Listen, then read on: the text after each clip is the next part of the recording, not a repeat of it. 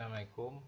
Berjumpa kita lagi dalam Google Classroom minggu yang ke-6.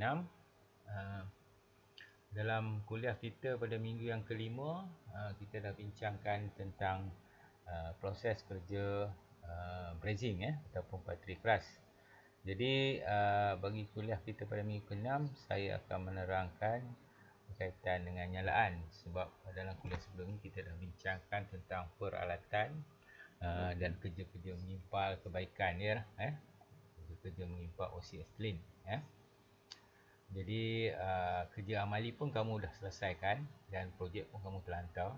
Jadi cuma saya nak bincangkan tentang nyalaan pada api oksi ethylene Jadi dalam kerja nyalaan api oksi ethylene ni, kita ada 3 jenis nyalaan lah. Yang pertama sekali nyalaan pertengahan ataupun neutral flame.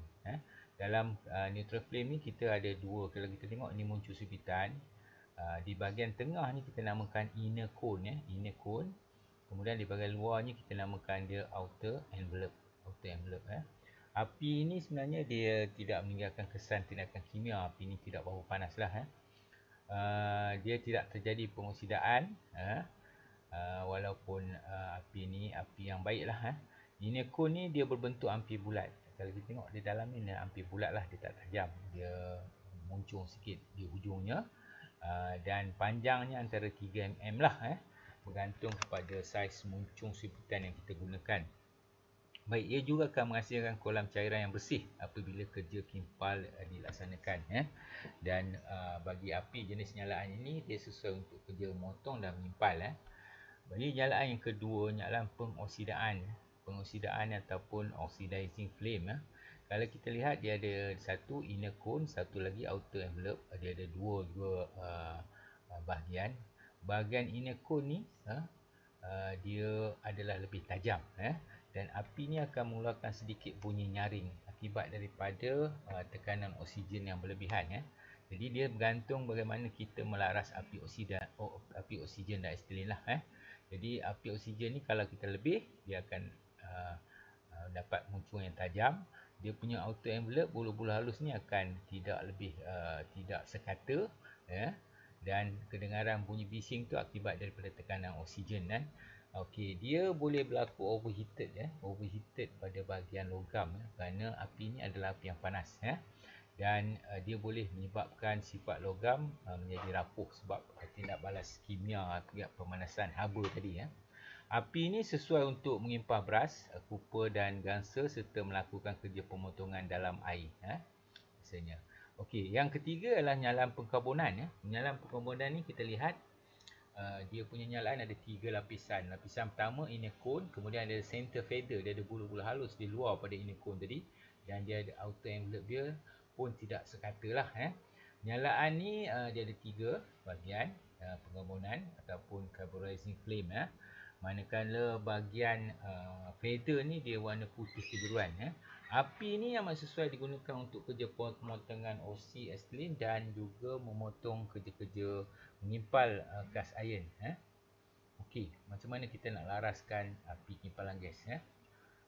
Prosedur dia, kamu kenalah menggunakan perlindungan PPE, Personal Protection Equipment, dan alat keselamatan lain yang sesuai lah untuk kerja kimpal gas, iaitu goggle, sarung tangan dan plier bagi tujuan keselamatan. Okey, nak mulakan nyalaan, kamu buka injap ethylene kira-kira separuh putaran. Kemudian kamu buka injap oksigen suku putaran. Pastikanlah muncung tu tidak mengarah ke tabung ataupun kepada diri kamu lah, dan nyalakan dengan pemeti api. Okey, nak laraskan nyalaan, buka sedikit injap ethylene. Peringkat awal kamu kena buka injap ethylene untuk dapatkan teras nyalaan yang panjang sedikit, tapi pastikan tidak berjelaga. Kemudian barulah kamu buka injap oksigen secara perlahan untuk mendapatkan api yang kamu kendaki, sama ada api neutral tadi, api pengoksidaan dan juga api perkarbonan. So 3 perkara ni lah, 3 jenis api. So apabila kamu nak memadamkan, pastikanlah kamu tutup balik ethylene dengan perlahan. Buka ethylene perlahan, tutup pun dengan ethylene, dan barulah kamu tutup yang kedua dengan injap oksigen. Okey, punca punca punya jalaan berlainan yang tak sesuai ni, dia akibat daripada tekanan oksigen tinggi. Tekanan oksigen tinggi dia menyebabkan api tak sesuai lah. Nyalaan pun boleh terlalu besar. Kemudian ada juga berlaku letup pada nyalaan. Ini mungkin kerana sistem pengeksosan gas, gas tak sempurna lah, ataupun tekanan gas oksigen yang tinggi, dia boleh menyebabkan berlaku letupan. Jika sekiranya agen ethylene tidak mencukupi juga, dia menyebabkan akibat dari oksigen lebih, ethylene kurang, dia akan menyebabkan berlaku letupan. Muncung supitan juga boleh menyebabkan letupan kalau muncung supitan tu tersumbat. Kemudian nyalaan belakang ataupun letup padam, kadang kamu tetap dia bunyi pop meletup. Ini kerana mungkin muncul supitan terlalu panas dan tekanan gas yang tak mencukupi lah. Samping itu juga mungkin injap tu tersumbat. Jadi cara nak mengelakkan ni, kamu terpaksalah injap tu kamu gunakan jarum pencuci, tip cleaner, orang panggil tip cleaner, untuk mencuci muncung supitan.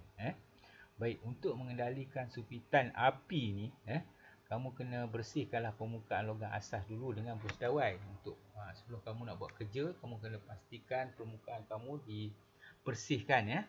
Kemudian kamu goreskanlah atau tandakan bahagian yang nak dikimpal. Kemudian bahagian bawah kerja kimpal tu alaslah dengan bata, bata-bata, jangan alas dengan logam, sebab pemilihan haba mungkin berlaku semasa kerja-kerja mengimpal. Okey, untuk kerja gimpal, kamu pastikan lilitan hos getah tu adalah tidak bersimpul lah, tidak bersimpul. Kemudian bila kamu pegang muncul supitan tu, pastikan keselesaan siku kamu lah, dan kamu boleh alas tangan kamu di atas lutut supaya kamu dapat kestabilan. Samping tu kamu boleh duduk dalam keadaan yang sesuai, yang kamu rasa tidak menyebabkan gangguan pada kamu. Bila meletakkan munsung sumpitan tu, kamu terus letakkan berhampiran dengan logam, dekat logam atau tempat yang kamu dah tanda tadi untuk kerja kimpal. Okey, bila kamu nak mengimpal, muncul sumpitan ni dia kira-kira 45 darjah. Serong 45 darjah. Jarak api tadi, muncul sumpitan 2 hingga 3 mm dengan benda kerja lah. Dan apabila kamu nampak cair logam, maknanya kamu terus letak kamu cairkan logam, kamu akan nampak kawah leburan. Dan kawah leburan ni kamu boleh gerakkan lah, sama ada kamu gerakkan dia kelajuan yang sama ke hadapan lah, dan dalam masa yang sama kamu boleh masukkan logam penambah. Jadi kamu boleh kimpan dengan logam penambah. Okey, jadi di sini kaedah yang sama, cuma logam penambah tu kamu boleh masuk logam penambah di sebelah kiri. Kalau orang kanan, tangan kanan megang muncul sumpitan, tangan kiri pegang filler rod. Begitulah sebaliknya. Sebaliknya bagi orang yang menggunakan tangan kiri. Jadi kamu nak bentuk rod ni, kamu boleh gerakkan rod tu atas bawah. Kamu boleh letakkan drag dia tengah, ataupun kamu hujung dia pun boleh. Tapi kamu boleh nampak api nyalaan tu apabila kawah tu melebur, baru kamu masukkan logam penambah. Jadi dalam mengimpal ni kamu boleh buat tindakan lap joint, tindih, ataupun temu lah. Okey. Tadi kita bincangkan soldering, brazing, berkaitan kerja-kerja brazing. Sekarang ni saya nak bincang pasal kimpal bateri lembut atau soldering. Bateri ni adalah proses mencantumkan dua logam jugalah, tanpa meleburkan logam asas. Itu kena ingat, apa dia soldering? Meleburkan logam penambah tanpa meleburkan logam asas. Dia ada berbeza sikit dengan kerja brazing. Okey. Kerja ni pun kamu dah lakukan bersama saya. Kita dah buat, kamu nampak. Yang kita lakukan adalah soft soldering, yang mana kita gunakan solder iron. Ini pelengkap solder iron. Ini dia punya logam pemateri. Kemudian ini objek di bawah PLC yang kita buat, kita kimpal. Okey, di sini ada, kamu tengok ada link. Kamu boleh rujuklah link yang kamu nak tengok. Kamu boleh rujuk link ada di sini. Kamu boleh rujuk untuk dapatkan maklumat. Baik, itu kaedah soft soldering. Soft soldering. Kemudian kita ada kaedah hard soldering. Macam mana dia namakan hard soldering? Hard soldering ni dia kadar lebur lebih tinggi. Kamu terujuk sini. Okey, dalam kerja moden kerja moden, kamu tengok kamu boleh klik lah tengok kerja spile soldering ni klik kamu tengok kamu akan tengok kerja ni dia akan menggunakan kepala muncung, menyalakan api, ni gas dia dia dipanaskan. Jadi benda ni lebih fleksibel lah, lebih fleksibel dan dia boleh memanasi. Bila kata hard soldering ni maknanya penggunaannya banyaklah dalam kerja-kerja elektronik, kerja pipe, penyejuk bekuan penyejuk bekuan. Kerja elektronik, pipe, kerja penyejuk bekuan, alat muzik, alat perhiasan jadi ini lebih mudah. Ini dikatakan kita akan namakan teknologi lah teknologi. Jadi dia boleh guna di mana-mana saja Baik, saya tak akan bincangkan perkara lain. Cuma saya nak bincangkan berkaitan dengan flux Flux ni kita dah gunakan dalam kerja brazing Flux ni tujuannya adalah untuk memudahkan proses pematerian Jadi salah satu halangan bila kita buat kerja soldering tapak ataupun contoh kotoran berada pada benda kerja, iaitu minyak yang akan menyebabkan pengoksidaan. Jadi flux ni biasanya kita akan bersihkan dulu permukaan kerja yang kita akan lakukan kerja kimpal tadi sebab apabila berada pada suhu tinggi dipanaskan, dia akan menyebabkan pengoksidaan dan menyebabkan gangguan lah. Dia salah satu faktor yang menyebabkan letup padam, sama ada api kamu terpadam sebab kesan daripada pengoksidaan dalam kerja pematerian tadi Jadi flux ni dia boleh dalam bentuk berbagai bentuk lah. Dia boleh dalam bentuk air, manakala yang biasa kita gunakan di bengkel dalam bentuk hablu atau serbuk Jadi flux ni ada pelbagai jenis kita sebut dia soda lah dalam bahasa kita yang paling mudah, soda. Dia ada macam-macam jenis soda yang kita gunakan untuk membersihkan permukaan benda kerja yang hendak kita kimpal Okey, bagi proses pematerian, pengelasan material ni saya rasa kita dah bincang kita tahu apa dia parti lembut, kerja soldering.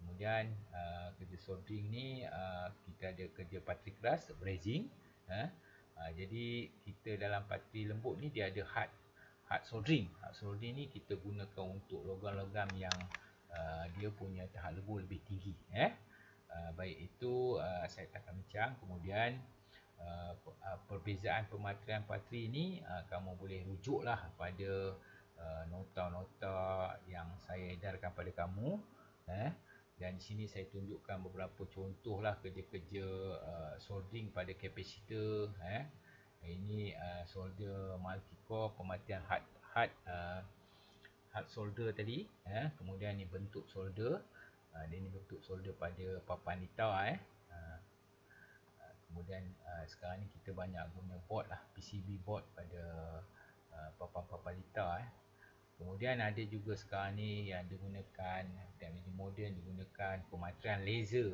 pematerian laser dalam industri tertentu lah, microchip kemudian dia ada juga pematerian pipe yang ini dalam kerja-kerja penyejuk bekuan penyejuk bekuan ini adalah bentuk solder yang kita gunakan bahan logam penambah ada juga bateri tanpa plumber. Jadi kamu boleh rujuklah kalau kamu nak rujuk pada bahan-bahan sumber lain dia ada bermacam-macam jenis proses solder dan brazing Jadi saya rasa itu saja yang nak saya bincangkan pada kuliah ini. Kamu boleh, kalau ada pertanyaan, kamu boleh terus rujuklah pada WhatsApp saya dan kita boleh berbincang lah pada asasnya kamu dah melaksanakan kerja brazing dan soldering dengan saya pada 4 minggu yang sebelum ni, dalam kuliah sebelum ni dan projek pun telah dihantar.